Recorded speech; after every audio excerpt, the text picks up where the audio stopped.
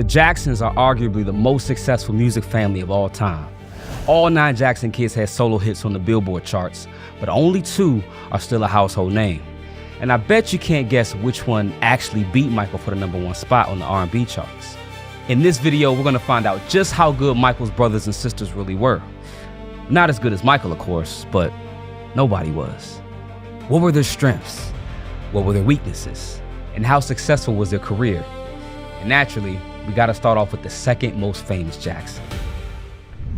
100 million records sold, 10 #1 singles on Billboard, Rock and Roll Hall of Fame. Janet is the only one who built a career you could put in the same conversation as Michael's. But here's what people don't know, or don't remember. Her first 2 albums actually flopped. Her debut album came out in 1982 when she was only 16.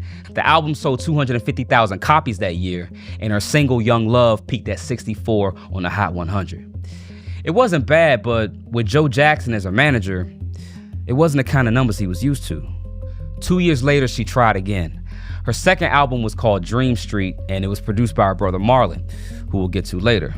It peaked at 147 on the Billboard 200 and never produced a Hot 100 single, worse than the first one.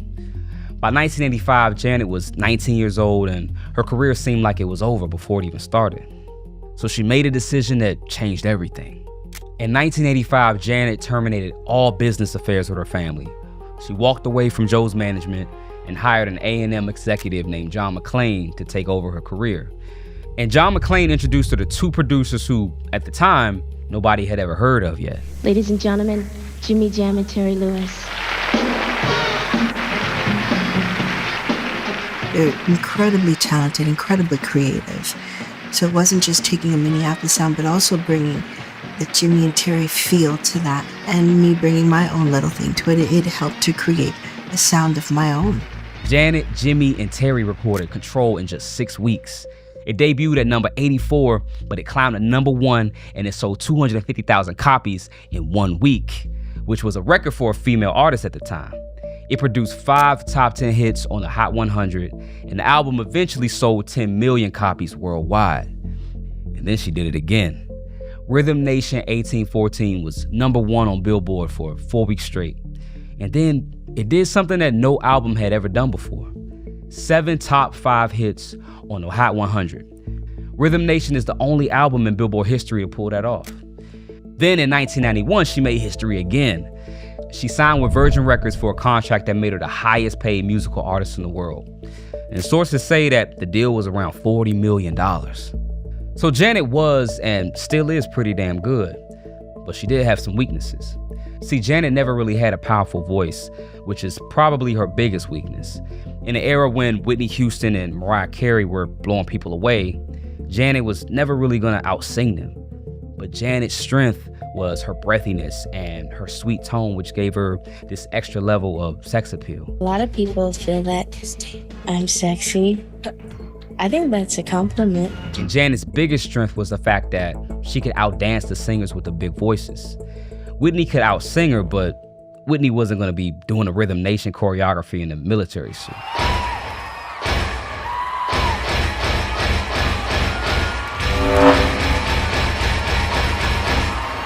Now, Janet is the obvious one who made it to superstar status, but Jermaine is the one who a lot of people forgot came close.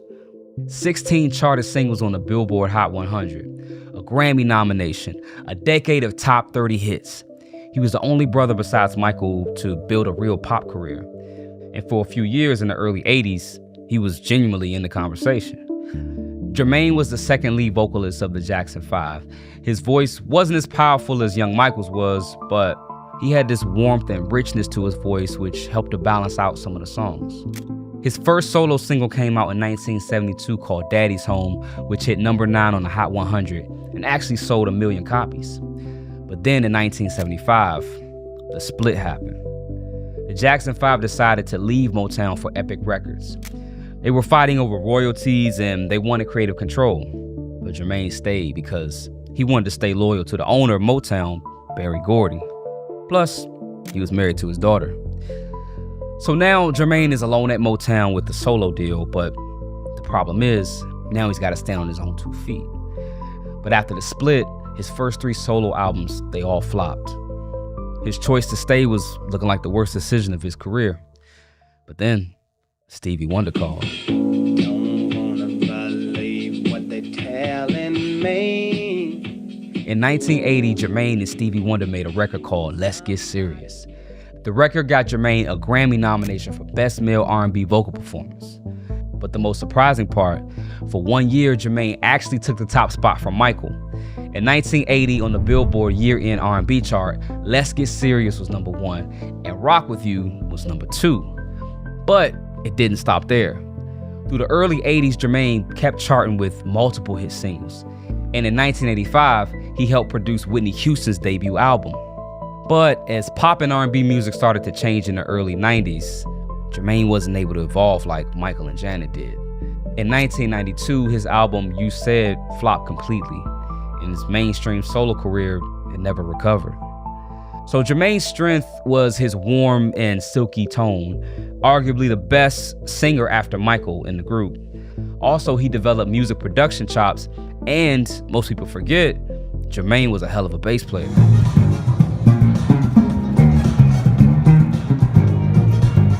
Now, what Jermaine was bad at was range. Not just vocally, but his ability to keep up with the change in music tastes. And then come to think about it, even all the way back to his decision to stay at Motown, I would say his weakness is just change in general. He decided to stay at Motown where he was comfortable, even though the writing was on the wall that it was time to move on. When you hear about the Jacksons, you almost never hear anybody mention Rebe Jackson. She had 2 top 10 hits on the R&B chart, a gold certified single, 4 studio albums, and almost nobody outside of dedicated music fans knows her name.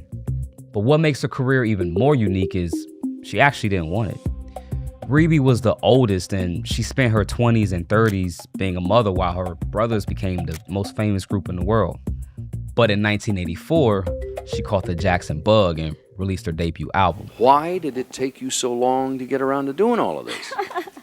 That's a question that everybody asks, and I guess the best way to put it is that I got married in '68, and I was busy with my family. And even though I've always enjoyed music, I never thought about going into it on a professional level. She was 34 years old, which is not typical for a debut artist.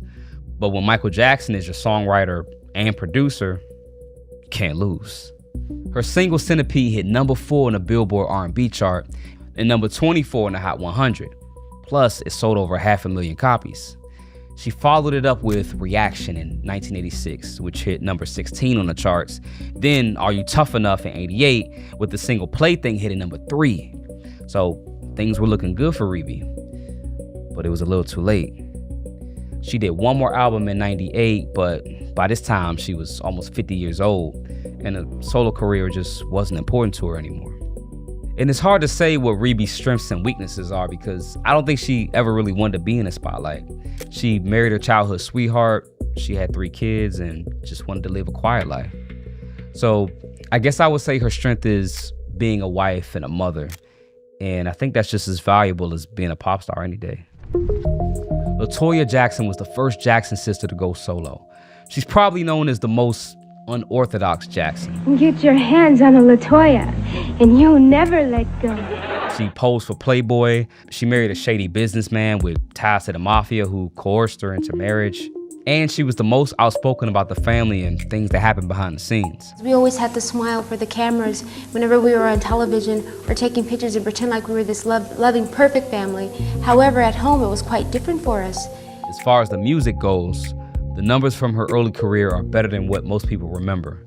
9 charted singles on Billboard. Her debut single, If You Feel the Funk, hit number 17 on the dance chart.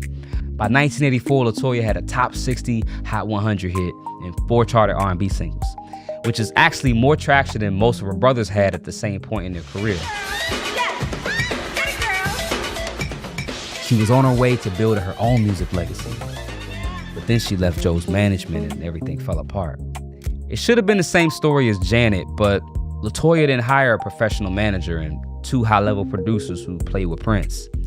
She hired a criminal businessman named Jack Gordon, and then she married him. He literally said, I'm going to kill you, your brother, everybody. Yes. No, not everybody. Just myself. And Michael. Michael and Jan. And I believed him. I believed him because of things that I had seen from being with him. By the mid-90s, she had filed for bankruptcy and became trapped in her marriage. Jack became abusive and obsessive and exploited her for quick money. And he forced her to do projects that she didn't really want to do. Now, luckily, LaToya finally divorced Jack in 1997, but 10 years of her career was gone. But it's not all bad because she eventually pivoted to reality TV, and she did that for most of the 2000s and the 2010s. And now she keeps busy by promoting health awareness to her fans as she focuses on her own health struggles. But now, if we're looking at it from a purely music and talent perspective, LaToya did have some hits, but she's probably the weakest singer in the whole family. But it's kind of like that saying where you shoot for the moon and you'll be amongst the stars. She's the weakest one, but in a family like that, I mean, she's still talented. People have a tendency to compare you because you come from the same family, and they expect for you to be like Michael or have the energy that he exerts out to the public. And I don't feel that that's fair because I do what I do and he does what he does well. Marlon was probably the hardest working Jackson. He wasn't a naturally gifted singer, and early on, he wasn't a good dancer either. And he struggled to keep up with his brothers. Michael was a prodigy, but Marlon had to work twice as hard just to stay in the group. That was ancient history. Then is then, and now is now. But by the time the Jackson 5 reached their peak, Marlon had become the group's main choreographer. Michael is known as one of the greatest dancers in pop music, but Marlon was the one designing a lot of the moves in the early years. And he had some nice moves himself when he went solo. Started songwriting and producing, and in 1987, he went solo with his own album, Baby Tonight, and his lead single, Don't Go, hit #2 on the Billboard R&B charts.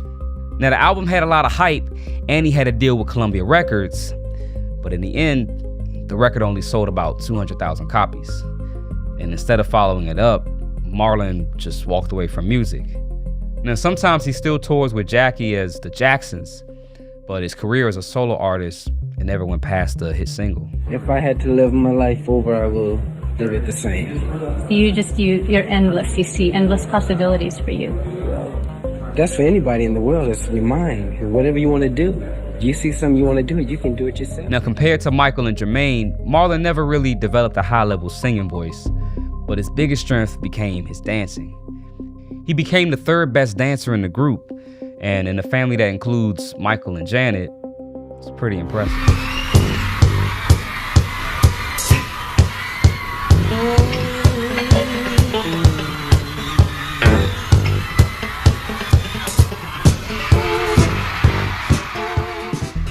When the Jackson 5 started in 1965, Randy was only 3 years old.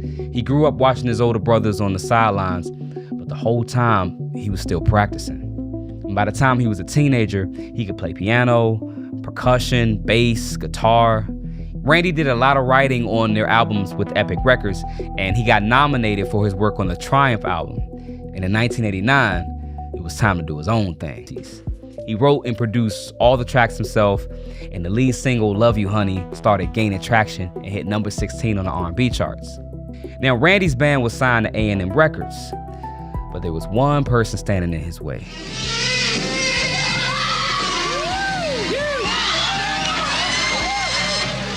Rhythm Nation came out the same year as Randy's album, and the company was focused on Janet's rollout. On top of that, A&M Records was being sold to another company at the time, and the label was so distracted with the transition that nobody wanted to put the necessary marketing push behind Randy. The album came and went. Randy and the Gypsies, they broke up and never released another solo project. But the saddest part of Randy's story is he didn't get inducted into the Rock and Roll Hall of Fame with his brothers. Only the original 5 members were inducted. On the bright side though, Janet and Randy are really close, and Janet made him a partner in her record label, Rhythm Nation Records. But as far as his solo career, he never really had a chance. But if I had to guess, I don't think Randy really has any regrets about taking a back seat so his sister could go on and be a superstar. I belong to you.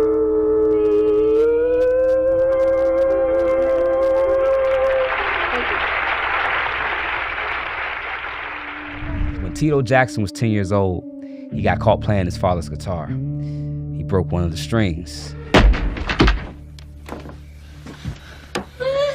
Who did this? Broke the string of my guitar. And when Joe found out, he demanded that his son play for him. Tito played his ass off. First of all, to impress his father, but he also didn't want to get a beating either. Tito said I was playing it, and he was crying at the same time, so my father said, well, show me what you know how to play, this and that. And Joe was so inspired that he told Tito, Jackie, and Jermaine to form a group.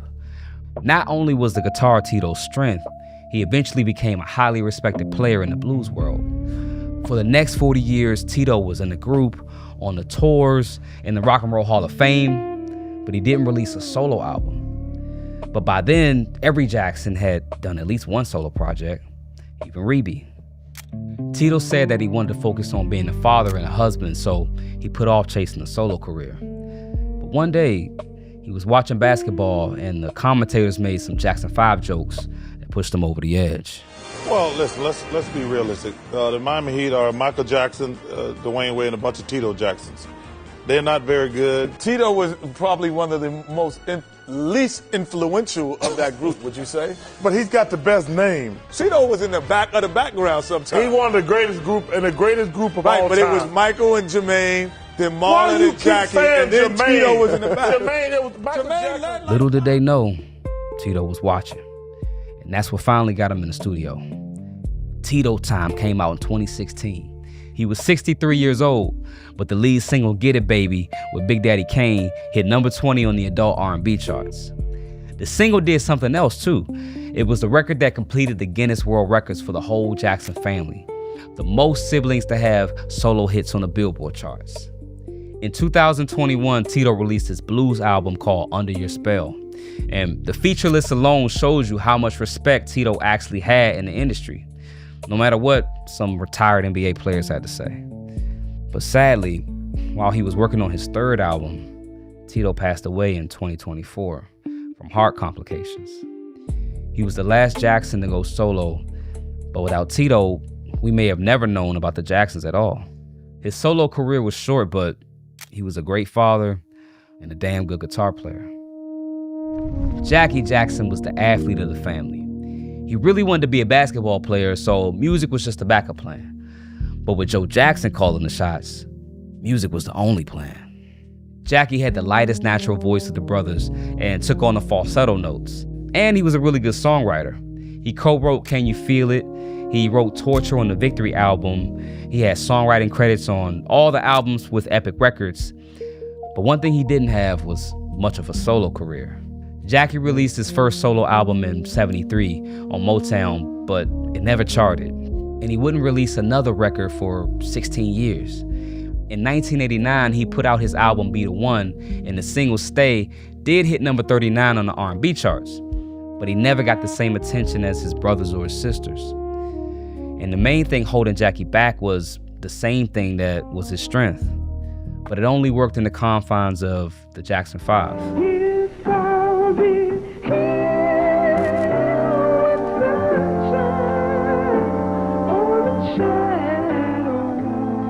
But Jackie is really important to the Jackson legacy. He became a consultant for the Michael Jackson estate. He works in the production with the Michael Jackson Cirque du Soleil show, and he still tours with Marlon as the Jacksons. So even though he didn't have much of a solo career, he's still working to keep the family legacy going and not letting the Jacksons just become a memory. As far as moving forward, do you have some other things that you guys may be working on? Yeah, we got new music coming out. Oh, very soon. Oh, yes, we do. That's right. Mm-hmm. We gonna come and blow this joint up if Let's y'all don't play it. If y'all don't play it. Every Jackson sibling had at least one moment of stardom, and almost none of them get remembered for it. But it's kind of hard when your brother is the king of pop. And not only did the Jackson family live in Michael's shadow, but a lot of artists of today live in his shadow too. Watch this video on the screen next where I cover how almost every modern artist has taken inspiration from Michael and how he inspired the direction of the entire music industry as a whole. Thank you guys for watching, and I'll catch you guys over there. Until next time, peace.